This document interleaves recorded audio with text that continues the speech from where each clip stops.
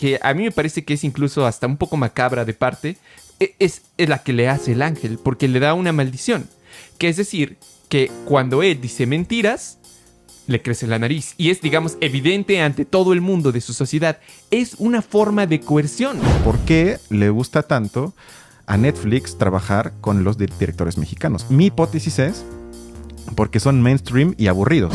Hay en el corazón de la Cineteca una especie de exposición pequeña, pero donde, digamos, hay imágenes y videos que explican cómo se hizo mecánicamente, digamos, la película. Pero lo que resalta es que en letras grandes dice realizada o hecha con madera mexicana. Eso sí me pareció una mamada. Y eso es... ¿Qué tal? Bienvenidos a un nuevo episodio de Películas Ideología. Balaam, Cristian. Como siempre, en este episodio vamos a tratar de analizar una de las películas más famosas de México, actualmente salida, de otro de sus grandes directores, Pinocho, justamente. Y Cristian, grandes. En un momento les va a dar el resumen. Nada más hacer, como siempre, la aclaración de que esto es un análisis ideológico, es decir, analizamos las ideas que vienen contenidas en las películas como producto cultural y no nos vamos a enfocar tanto en la parte técnica, en la parte cinematográfica. Dicho eso, Cristian. Es correcto, que este hincapié quizás ahorita importe mucho porque creo que se puede entender a primera vista que es una película para niños o para gente quizás de menos de 15 años. Pero aún así creo que ambos coincidimos que en el fondo no lo es y que vale la pena que hagamos la lectura que hacemos en este espacio. Y bueno, y a lo mejor también reconocer que, al menos personalmente, la cuestión del stop motion y toda la técnica, pues evidentemente es algo como que seguro costó bastante trabajo. Entonces la técnica, yo no soy experto en eso, tú tampoco, entonces no nos vamos a dedicar precisamente a eso. Sí, exactamente, que sobre eso creo que en YouTube hay documentales enteros que lo explican paso a paso y sobre eso, como bien dices, no hay idea y tampoco nos interesa mucho, ¿estamos de acuerdo? Efectivamente. Y bueno, como ya les dijo Balaam, estamos hablando de Pinocho, que es una versión más o menos modificada por parte del director Guillermo del Toro, que fue el director y aparte participó en la creación del guión. Y estamos hablando entonces del cuento de hadas del autor original que fue Carlo Collodi, que escribe sobre un, entre comillas, títere de madera que cobra vida y sueña con convertirse en un niño, entre comillas, de verdad. Y algo que sí se mantiene en la película es que todo esto se desarrolla entre la Primera Guerra Mundial, el surgimiento de Italia fascista y luego el inicio de la Segunda Guerra Mundial. Es decir, del breve reinato de Mussolini en Italia. Y bueno, digamos, la historia original iba también, no sé si lograste investigar en ese periodo. Sí, iba al mismo periodo. Tenía menos énfasis sobre ello, o digamos, lo tocaba menos que en la película del Toro, sin embargo, también surge en esa época. Interesante. Sí, que de alguna forma trata de procesar un poco las pérdidas trágicas que sufrió mucha gente durante la Primera Guerra Mundial. Algo que tematizamos en este espacio de una película que ambos fuimos fans, de que se llama Sin Novedad en el Frente en Netflix, donde se ve eso y luego este cuento surge, insisto, como una forma de procesar y de convertir en cuento de hadas lo que vivió mucha gente en la Primera Guerra Mundial. Y bueno, como creo que todo el mundo sabe, el llamado Pinocho cobra vida y luego a través de no ser un chico, entre comillas, buen portado, se genera una especie de aventuras, travesías, complicaciones, etcétera, que también vemos en la película.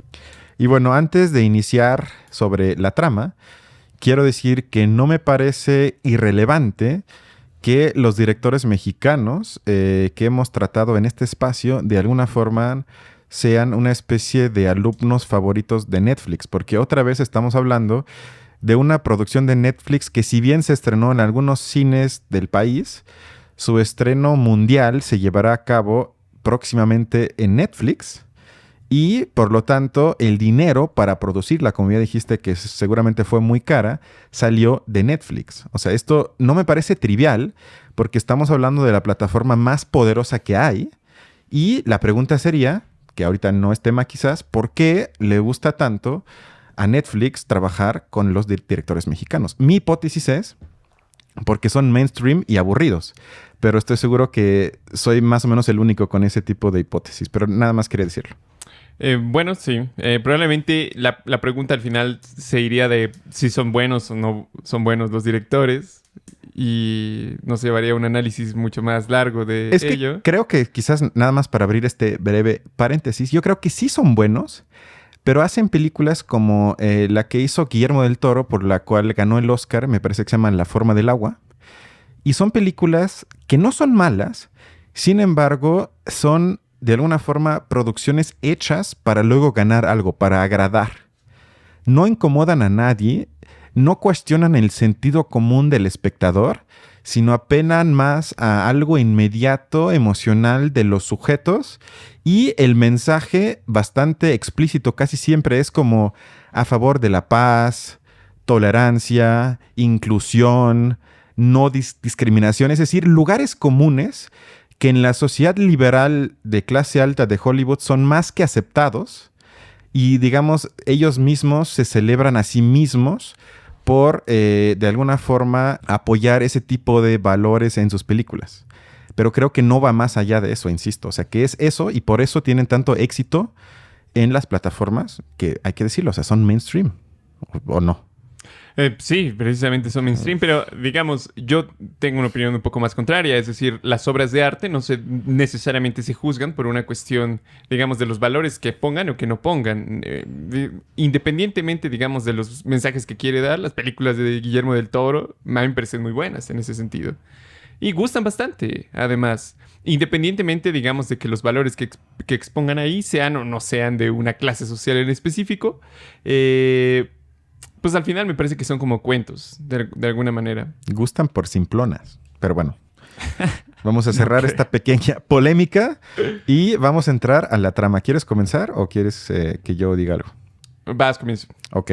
Lo que me resaltó primero fue que cuando, bueno, vemos primero cómo muere el hijo de Geppetto, ¿se llama en español? Geppetto. Geppetto por parte de una bomba en la Primera Guerra Mundial. Y luego, bueno, cómo él se pone ebrio, crea Pinocho, etc. Y bueno, y vemos posterior al padre militar, que es padre de un amigo de Pinocho, que representa en la trama, digamos, al estado fascista de Italia de ese entonces, con todo su esplendor patriarcal y de lo que hoy se llamaría masculinidad tóxica. Pero más allá de eso, él pone énfasis, sobre todo al inicio de la película, una y otra vez, que lo más importante para Pinocho es que vaya a la escuela. Es decir, que reciba la educación correspondiente, que lo inicie, según él, en la ideología fascista de Italia de ese entonces. Pero más allá de ese ejemplo extremo que se plasma en la película, yo creo que se podría hacer por lo menos la pregunta si esta fantasía liberal bastante presente en el tiempo actual, que cuando uno habla sobre las crisis que atraviesa el país y muchos otros, dicen la solución es más educación. Siempre salen con ese lugar común, es que lo que le hace falta a la gente es que se eduque. Y la pregunta entonces que yo te haría es, y a ver qué es lo que piensas, si eso es cierto o si no muchas veces la educación es parte del problema o a veces quizás hasta el problema en sí mismo. Porque si damos un paso para atrás y nos ponemos a pensar un poco, lo que, por ejemplo, argumenta la teoría crítica de la Escuela de Frankfurt es que educarse durante un estado, o más bien mientras, las herramientas de un estado ya existente, de alguna forma, de manera inevitable, siempre es un ejercicio de adaptación.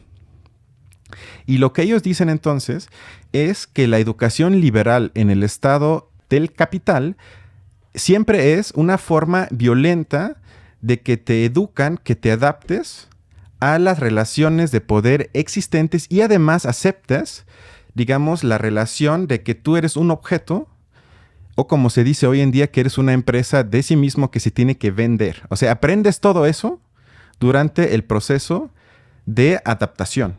Y eso ellos dirían es negativo. Por lo tanto, quizás muchas veces lo que hace falta es menos educarse en vez de más. O sea, sería como una forma de voltear la pregunta, porque en la película obviamente se critica, pero de una forma, otra vez, yo diría bastante simplona, porque se dice, bueno, él no va a la escuela, ojalá no vaya, porque lo único que va a aprender pues es una especie de odio contra los demás y a disciplinarse y a no ser gay. Ahí es obvio que la gente está en contra, pero la pregunta que yo diría es, en sí mismo, ¿siempre es bueno que la gente vaya a las escuelas? Pues yo diría, quién sabe. Yo creo que necesariamente, digamos, toda sociedad tiene una forma de educación, una forma en la que transmite los valores, la cultura y los demás conocimientos que ha generado a las nuevas generaciones. Eso es, digamos, inevitable. Hay sociedades que lo institucionalizan, ¿no? No únicamente, digamos, las occidentales. A lo largo de la historia han habido diversos intentos de institucionalización de escuelas en diversas partes del mundo. Pero todas cumplen justamente ese sentido, que yo creo que en un sentido sociológico se podría llamar normalizar. Es decir, generar, digamos, en los sujetos que llegan recién a las escuelas, una aceptación total de los valores y de la disciplina, que de alguna manera la sociedad en sí misma les coerciona a los niños para que se adapten a la vida en común, ¿no? Y una vez, digamos que ese es prácticamente el objetivo de la escuela, al menos fundamental, ¿no? Tiene ese sentido. De hecho, la misma palabra, la escolástica, era justamente un método que tenía como objetivo esa normalización o estandarización de los sujetos. Digamos, creo que es algo inevitable. La cuestión es, justo como lo mencionas, independientemente de si los valores son o fascistas o ultraliberales, en el fondo cumplen esta función que es ciertamente coercitiva. Yo creo que más bien la cuestión es preguntarnos ¿para qué la educación? No si a veces es bueno, a veces es malo, ciertamente, pero también es importante preguntarnos ¿para qué? O sea, ¿cuál es el punto de la educación? ¿Cuál es el fin que persigue? Un pedagogo brasileño, Paulo Freire, decía que la educación, en el punto, lo que tiene que tratar de hacer es generar autorresponsabilidad o autoconciencia en las personas. Entonces, digamos que la educación puede tener diversos fines, pero hasta cierto punto lo que vemos en la película de Pinocho es justamente cómo a través de la educación, a través de la escuela, se trata de implantar una cierta disciplina en un espíritu que en un primer momento parece como muy rebelde o muy contrario a toda forma de disciplinamiento, ¿no? Porque no solamente, digamos, fue la cuestión de la escuela, también es la cuestión del padre mismo, o sea, que no obedece a Geppetto en prácticamente nada, no obedece ni siquiera al grillo, que se supone que para eso lo mandaron. ¿Cómo se llama el grillo? ¿Pepe el grillo? Se llama Pepe el Grillo, pero yo sigo sin superar que tiene en su arbolito una imagen de Schopenhauer al inicio. Eso fue increíble. Que yo creo que con eso Guillermo del Toro quiso implicar que es medio solitario, enojón, bohemio, ajá, como medio, no sé. Me gusta que le dieran un poco más de personalidad al grillo. No me gustaba que fuera tan Nadie tan le hace feliz. caso, pero por lo menos en teoría tiene más personalidad. Además, habrá que decir, es el grillo el que nos cuenta la historia al final. Es correcto, él es, digamos, el narrador, pero nada más quería decir, o sea, estoy de acuerdo que depende de la pregunta ¿educación para qué? Sin embargo, creo que sea la educación que sea y sea para lo que sea, siempre, o yo diría que no encuentro otra forma de concebirlo, evita entonces que haya un espacio, digamos, de divergencia y siempre exige que te adaptes. O sea, puede ser para algo que tú y yo llamaríamos positivo, pero aún así es un proceso forzoso de adaptación. Así es. Uh-huh. Y ahí sería una pregunta muy complicada si eso entonces se puede combinar con esa educación para la liberación o para la autoconciencia.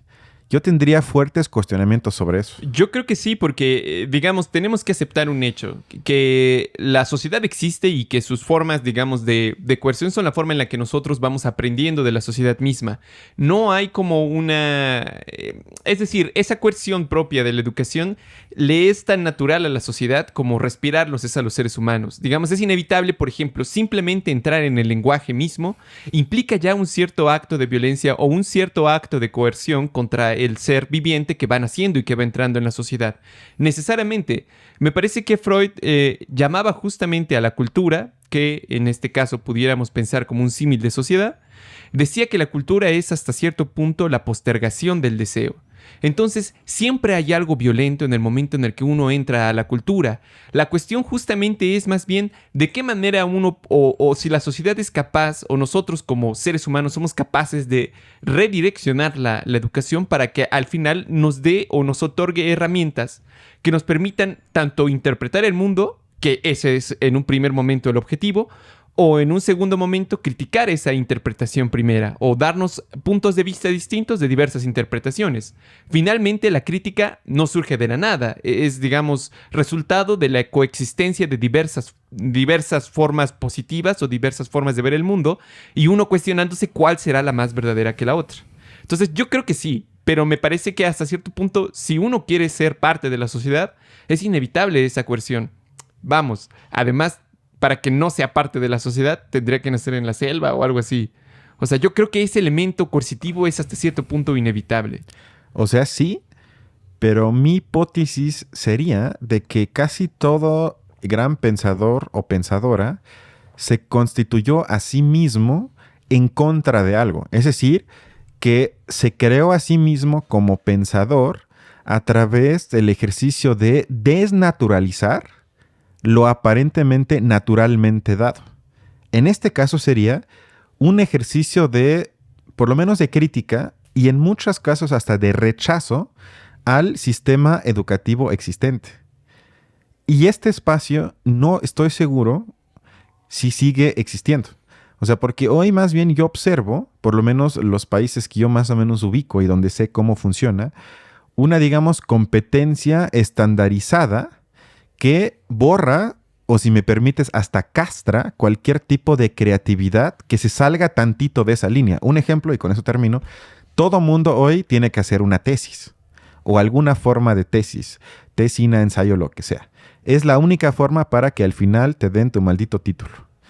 Y eso, por ejemplo, en disciplinas como la filosofía, que viene de cuentos, poemas, novelas, mitos incluso. Mitos, exacto. Teatros, o sea, que viene de todo menos de algo estandarizado. Encerrarla, yo creo que al mismo tiempo cambia, en este caso, la forma cambia el fondo.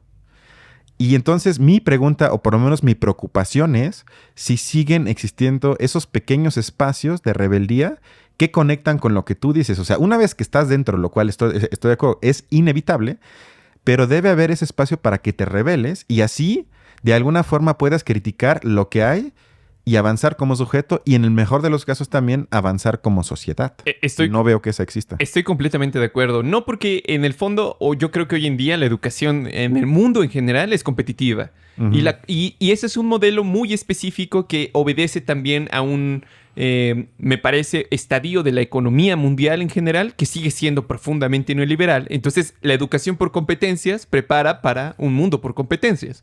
Lo cual, personalmente, me parece extremadamente violento contra los niños. O sea, a veces es incluso simplemente meter la idea de un niño o niña de 8 o 9 años, ¿no? De que su valor como persona, porque en su momento ser estudiante es todo lo que es, ¿no? Depende de la calificación que tiene al final. Y entonces observa a los que tienen más, observa a los que tienen menos y se vuelve, digamos, la prepara por un mundo más bien salvaje, no de cooperación, ¿no? Eso me parece, digamos, de las cosas más anticivilizatorias de nuestro momento. Y justo a eso iba, nada más para cerrar este punto, que en la película vemos lo coercitivo por lo fascista. Pero a mí me parece, si bien de otra forma, la violencia simbólica que sufrimos hoy en día y que sufren los niños hoy en día no me parece muy diferente a la fascista que se presenta en la película. Es otra forma, pero es igualmente violenta y te exige el mismo proceso forzoso de que es lo que hay y si no aceptas lo que hay, quedas expulsado. O sea, eso era como el punto de que en la película es fácil estar en contra de lo que vemos, pero si lo conectamos con lo que hay hoy en día, no difiere tanto de lo que criticamos en la película. Eso era como el punto que quería mostrar. Sí, estoy de acuerdo. Digamos, depende de cada país, depende de cada sistema educativo. Sí. Algunos lo hacen mejor que otros, pero sí, en general, la norma, porque de nuevo, la educación está de alguna manera anclada a la forma de producción económica. Entonces, por más diferente que vayas a Noruega, sigue siendo profundamente capitalista y ahí te vas a encontrar también esta cuestión. Fíjate, yo creo que entrando de nuevo al tema de la película, me parece que esta cuestión de la disciplina a través de la escuela, o sea, yo creo que podemos encontrar dos al menos elementos muy claros, que por un lado es la escuela con el profesor militar o el papá militar, y por otro lado es la disciplina que trata de meterle Geppetto. Ambas son como dos formas que pretenden disciplinar el espíritu de Pinocho, que parece ser por naturaleza contrario a ello, como que no lo entiende, como que no entiende por qué tiene que ser limitado, por qué tiene que ser coercionado. Y al final, incluso a lo largo de la película, parece que ninguna de las dos formas funciona.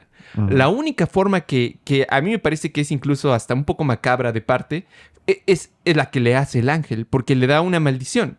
Que es decir, que cuando él dice mentiras, le crece la nariz. Y es, digamos, evidente ante todo el mundo de su sociedad. Es una forma de coerción. Digamos que uno puede decir mentiras y el punto de las mentiras justamente es que uno la dice porque pretende o sabe que los demás no se van a dar cuenta. Pero si los demás se dan cuenta, ni siquiera esa escapatoria tienes. Digamos que a mí me parece que el elemento más fascista de la película no es ni el militar ni Geppetto, es el ángel, que le da esa maldición de no poder decir mentiras y eso a la larga va a hacer que la sociedad vaya ejerciendo una especie de coerción contra Pinocho y al final es lo que lo logra. Al final es, digamos, lo que logra que Pinocho aprenda, ¿no? Que debe normalizarse, por así decirlo. Sí, de hecho hay un ensayo que se llama Sobre el secreto en la sociedad del sociólogo alemán, creo que fue Elías, donde habla sobre la importancia del secreto en el sentido de que sin secreto, según su hipótesis que yo comparto, no pudiese haber convivencia en sociedad. Porque eso implicaría, si lo pensamos hasta el extremo, que en todo momento yo digo lo que estoy pensando, entre comillas, en serio o de verdad. O sea, es decir, que si, por ejemplo, yo voy a una entrevista de trabajo y me preguntan si de veras quiero trabajar aquí y si me encanta la empresa, entonces la mayoría de la gente diría, pues no, pero me estoy muriendo de hambre. Y tu empresa me parece una basura y ni siquiera sé bla, bla, bla. O entre amigos. También a veces no siempre uno puede expresar la verdad. O también puede ser pareja, familia, lo que sea. Es decir, eso llevaría a pleitos constantes a nivel intersubjetivo y también a nivel de sociedad, olvídalo. O sea, eso no se podría. O sea, si nos imaginamos que vamos a un banco a pedir un préstamo y el tipo nos dice qué es lo que piensa de nosotros a primera impresión y viceversa. Es decir, que el secreto es necesario para que podamos convivir. Entonces, eso sería una forma no fascista de entender el secreto. Sí, efectivamente. Y incluso podemos ver diversos grados en la forma en la que el secreto se maneja, porque creo que no es, digamos, al menos los que nos ven, que suponemos que están en México y América Latina, todos sabemos que en los pueblos existe como una especie de lógica comunitaria que absorbe muchísimo a las personas. Se dice normalmente que en los pueblos no hay secretos. O en los pueblos, digamos, prácticamente todos tienen la vida. Sabe. Todo, exactamente. Todos se conocen entre todos. Entonces, esta clase de dinámicas es súper difícil. Sin embargo, en las ciudades parece que, digamos, la parte individual, o somos mucho más individualistas, por eso, digamos, a veces, aunque vivimos mucho más cerca, como en edificios de departamentos, somos mucho más constreñidos, somos mucho más individuales. Hay como una mucho mayor valor a la secrecía, a la no dejarte ver por el otro.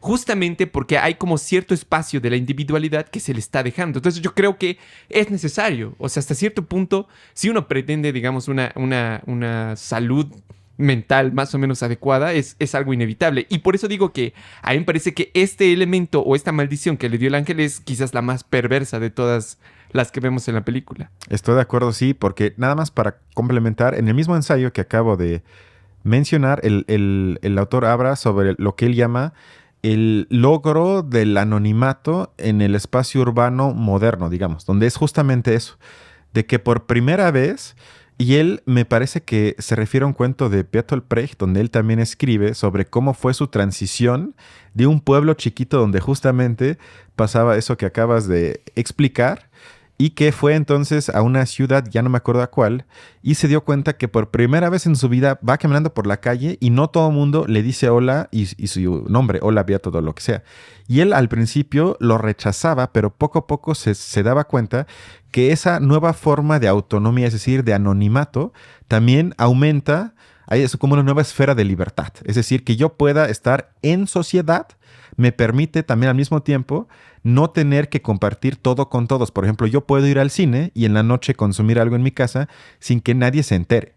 Y eso creo que es un espacio de libertad que, si bien parece poco relevante, me parece que es absolutamente fundamental. Sí, totalmente. De hecho, lo que acabas de decir me recuerda mucho a un pasaje de Marx. Me parece que es en el prólogo. No importa. El punto es que Marx menciona que justamente los seres humanos somos los únicos que nos individualizamos en sociedad. Eso es, digamos, lo más... Sí. La sociedad permite la individualización, no al Y revés. no al revés, y que eso casi se ha olvidado. O sea, Totalmente. De hecho, es como un sueño o una utopía básica de los libertarios, ¿no? De esta gente anarcocapitalista que piensa que los sujetos por sí mismos individuales, cooperando y todo lo y demás... los demás son estorbo. Exactamente, pero no se dan cuenta que más bien el hecho de que ellos sean individuos es de alguna manera producto de que pertenecen a sociedad y a cuestiones mucho más grandes que ellos. Estoy de acuerdo. Bueno, a mí me parece que también, por ejemplo, podemos... otro elemento que al menos me parece a mí interesante de la película es que como Pinocho, digamos, con su espíritu rebelde, de alguna manera se va enfrentando, como lo acabamos de decir, a muchos tipos de disciplinas o formas de coerción. Pero una que a mí me pareció por lo menos más sutil que la del militar y la del padre, que ambos representarían dos estratos, ¿no? La familia, o dos instituciones, la familia y lo militar, es el circense, ¿no? O el cirquero. Uh-huh. Porque él representaría más bien como otra forma de dominación que le da a Pinocho lo que quiere, hasta cierto punto, lo hace feliz, le da la fama, le da el espectáculo, pero al mismo tiempo esclaviza a Pinocho dentro del espectáculo en su circo, que digamos sería como el último elemento, por así decirlo, el capitalista. Entonces, al final, vemos que incluso ambos, el capitalista y el fascista, se van como juntos para acabar, o se tratan de unirse para acabar con Pinocho. Exactamente, y además se muestra algo que casi parece ridículo en la película, que Pinocho firma un contrato. Sí. Con una especie de sol, me parece, una carita feliz. Una carita feliz, exactamente. Y esto, si bien parece un chiste en la película, no me parece trivial, porque hay un libro que se llama El Código del Capital, de Catharina Pistor, donde ella prácticamente explica a través de un viaje histórico de cómo la ley crea riqueza y desigualdad. Y con eso me parece que muestra de manera ejemplar de que no hay una ley, entre comillas, neutral, que ese es otro sueño liberal, de que la ley no opina y la ley es objetiva y la ley no juzga y la ley es más o menos independiente de los poderes, etc. Y ella lo que muestra es que la ley siempre representa el estado de relación de poder existente. ¿Qué pasa en la película? Es que Pinocho firma algo que luego ya no tiene importancia, excepto que cuando Chepeto lo trata de salvar, el argumento es no puedes porque ya firmó el contrato. Cuando luego, en este caso, el capitalista ni siquiera cumple lo que acordó con Pinocho, porque el acuerdo era, bueno, yo te exploto, pero mando dinero a tu padre, y entonces Pinocho dice, bueno, por lo menos unas por otras. Pero ni siquiera se cumple eso. Y eso me parece por lo menos de forma básica, representa un poco la relación histórica que existe entre ley, o en este caso el contrato, que es una ley, y la explotación por parte del capital en contra de los trabajadores. O sea, porque algo tan banal, insisto, o sea, ahí ya también se muestra que los niños tienen que aprender que si firmo algo, es algo casi sagrado, algo fetichizado, que no se puede cuestionar, sino ya estás condenado porque firmaste una hoja de papel. Sí, efectivamente. Las leyes en sí mismas coercionan a las personas. O sea, es realmente terrible. Pero sí, como tú dices, de alguna manera las leyes también son... ¿Quiénes las ponen? Para empezar. Solamente pueden ser establecidas, por ejemplo, una constitución de un país, solamente puede ser establecido por un grupo político que haya llegado al poder en determinado momento. Lo que Gramsci denominaba un bloque histórico en el poder. Uh-huh. Entonces, necesariamente las leyes son como la manera en que un grupo político trata de perpetuar o al menos institucionalizar su forma de ver el mundo. Las relaciones de todo.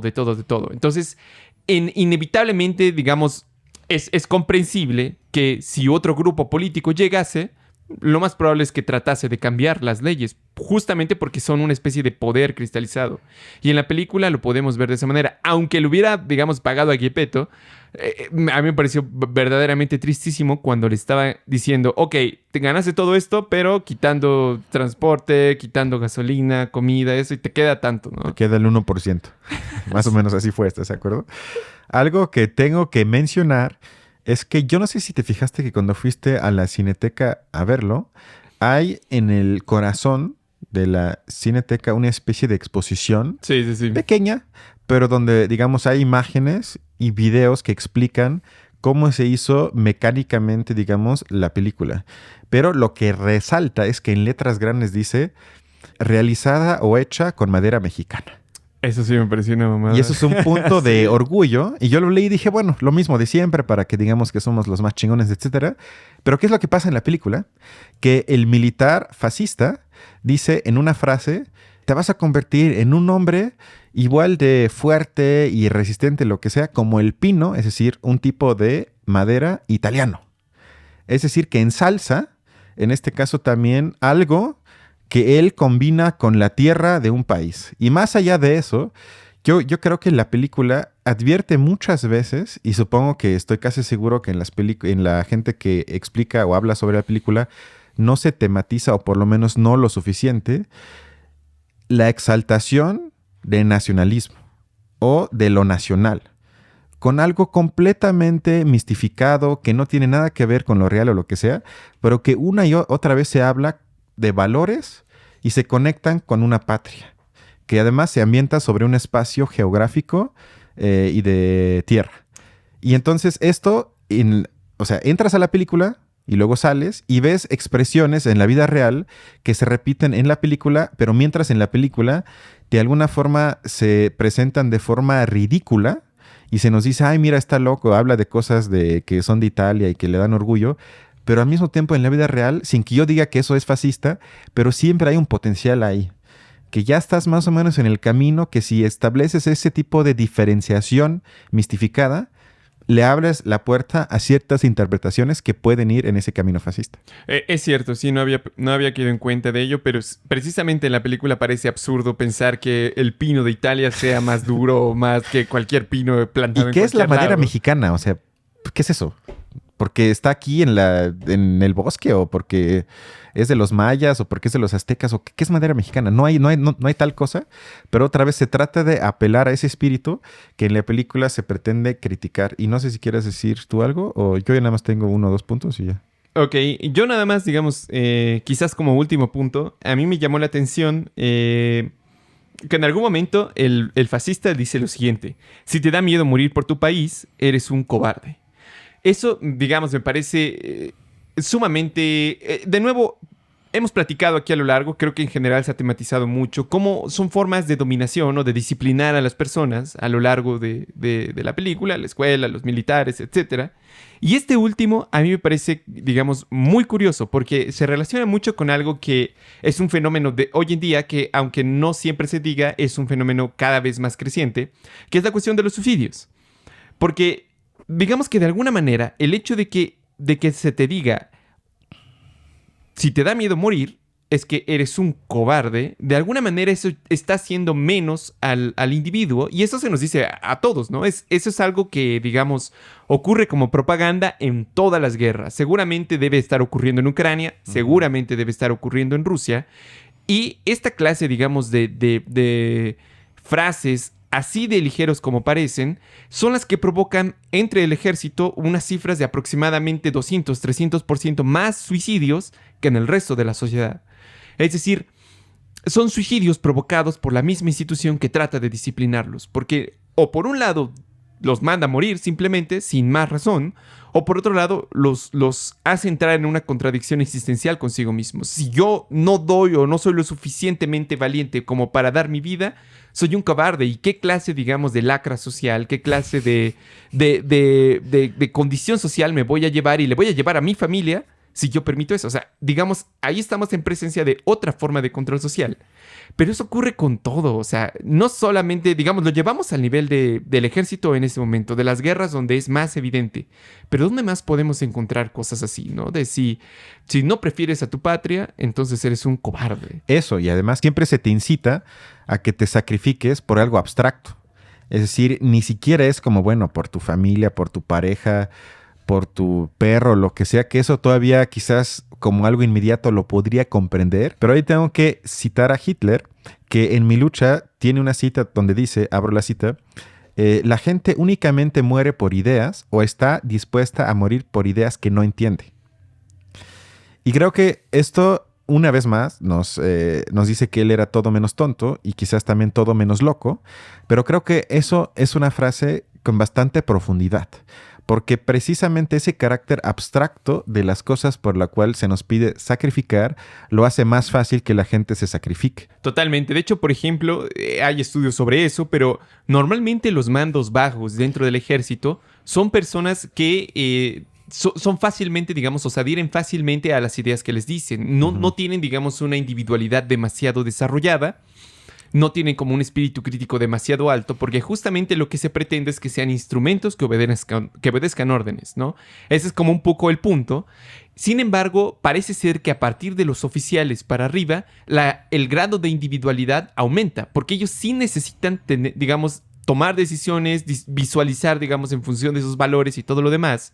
Pero es justamente, digamos, este punto de las ideas abstractas se la creen los soldados de nivel bajo. Los soldados de nivel medio o alto tienen que saber que, o sea, ellos no lo hacen por la patria. Ellos tienen objetivos específicos, económicos, militares, políticos, muy específicos, ¿no? Son objetivos concretos.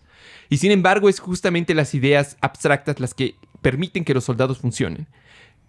¿Qué ideas abstractas funcionarían o con qué ideas abstractas funcionamos hoy en día? Me parece que, aunque no lo diga la película, en el fondo también señala algunas de estas cuestiones, como por ejemplo el amor, la libertad, que son ideas a veces muy, muy abstractas, pero las personas en verdad, sobre todo quizás en Estados Unidos, llegan a desfalcarse en los estados, en redes sociales, en todos lados, por ese amor a la libertad.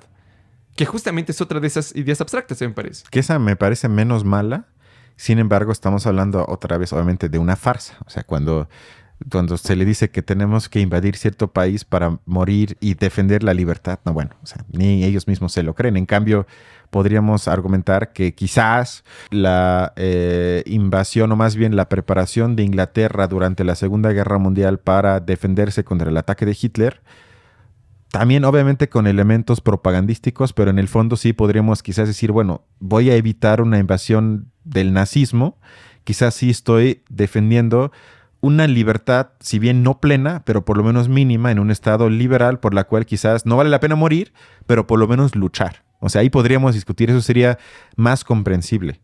Eso sí, tienes razón. O sea, como hay grados de libertad, yo diría, que se valen defender. Y bueno, el último punto que tengo es, hay una escena en la que, digamos, se trata de ridiculizar a Benito Mussolini, que está presente, de hecho, como espectador de honor.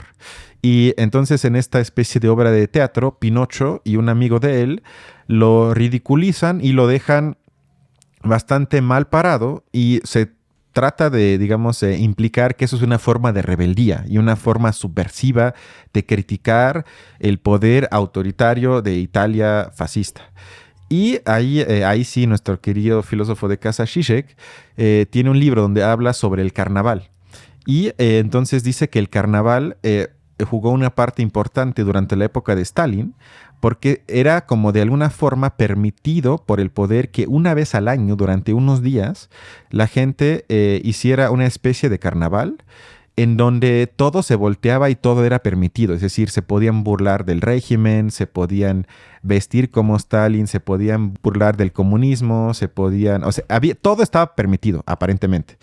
Es decir, según Zizek, se volteaba todo, que los pobres eran ricos, que los ricos eran pobres, que los que no tienen poder de repente tienen poder y lo que sea. Entonces él dice que cualquier régimen autoritario se beneficia de que de vez en cuando abra espacios que nos burlemos del poder. Y esto entonces, más que ser algo emancipatorio o subversivo, es algo afirmativo. Y ahí también sería una de las preguntas que yo tengo, y no sé qué es lo que tú piensas. Si importa más entender y criticar o recurrir quizás a una crítica más cómica o satírica, porque ya el último punto es, Zizek dice que, por ejemplo, cuando Trump o Bolsonaro o ese tipo de líderes tratan de ser serios, es decir, cuando argumentan algo para ellos serios, en ese momento dice, nos tenemos que burlar de ellos. Nos tenemos que reír de ellos cuando ellos son serios para ellos. Y nos tenemos que poner serios cuando ellos son obscenos y nos tratan de provocar risas. Sí, creo que tienes toda la razón. Bueno, finalmente, ¿recomendarías la película? Pues bueno, como siempre termina con la sabiduría clásica de Guillermo del Toro de que su última frase es, pasará lo que tenga que pasar. Y renuncio a pensar y siento que el Oscar ya está cerca. Entonces, no. Yo no la recomiendo. ¿Tú? No, yo sí. A mí sí me gustó.